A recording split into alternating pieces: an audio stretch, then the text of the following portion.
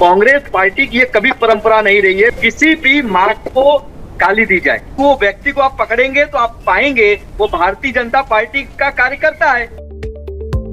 किसी भाजपा के कार्यकर्ता ने ही शायद खुले तौर पर कहा था कि 5-6 महीने बाद मोदी को डंडे से मारेंगे।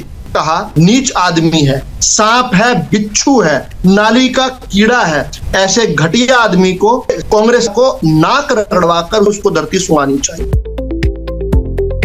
जिसके मंच पर गाली दी है वो कांग्रेस का वरिष्ठ कार्यकर्ता है, लेकिन ये नौशाद नाम का आदमी जब मन करता है राहुल गांधी से दिल्ली में उसकी कोठी पर मिलता है। राहुल गांधी का खासम खास है। पूरे का पूरा समाज का ठेकेदार किसको बना दिया? जो कि देश की प्रधानमंत्री की मां को गाली दे रहा है।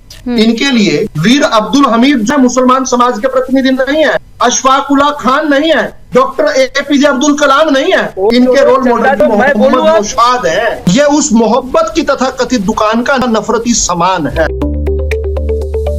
नफरत, ये जहर, ये घृणा एक फ्यूज बल्ब शहजादे के भीतर से निकली हुई है। और कारण क्या है कि देश की जनता ने उसको रिजेक्ट कर दिया, उसको नकार दिया, उसको निकम्मा साबित कर दिया। और क्योंकि देश की जनता उस फ्यूज बल्ब शहजादे को चुन नहीं रही है, उसकी एक फ्रस्ट्रेशन निकल रही है। और फ्रस्ट्रेशन किस प्रकार निकल रही है? मोदी को मारेंगे, भारत की सेना को पीट दिया, मोदी नाम के आदमी सभी चोर हैं, चौकीदार चोर है। इसके लिए सुप्रीम कोर्ट में यह आदमी कान पकड़कर माफी मांग चुका है। अंग्रेजों ने इनको राज थमा दिया। उसके बाद ये कहते रहे कि हमने देश को स्वतंत्रता दिलाई और अब हमारा जन्मसिद्ध अधिकार है इस देश पर राज करने का। एक सामंतवादी सोच, इस देश के मतदाता को लगातार अपमानित करना, इस देश के गरीब को तिरस्कृत नजर से देखना, यह एंटाइटलमेंट की सोच कि जब तक जिएंगे हम ही राज करेंगे। नेहरू के बाद इंदिरा आई थी, इंदिरा के बाद राजीव, राजीव के बाद सोनिया, राहुल, राहुल के बाद प्रियंका, प्रियंका के बाद अयान, रेहान, रॉबर्ट, और उसके बाद जितने वंशज ये पैदा होंगे ये डिवाइन राइट्स के साथ पैदा होंगे।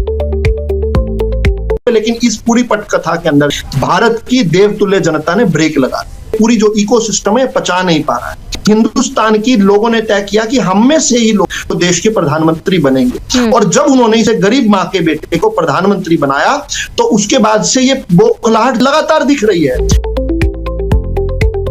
ये गालियां जो सुन रहे हैं हम लोग, ये उस सामंतवादी, उस स्वामित्व के भाव से निकलती हुई हैं कि ये तो हमारे लिए राज था, ये तो रिजर्व था। बेशर्मी देखिए।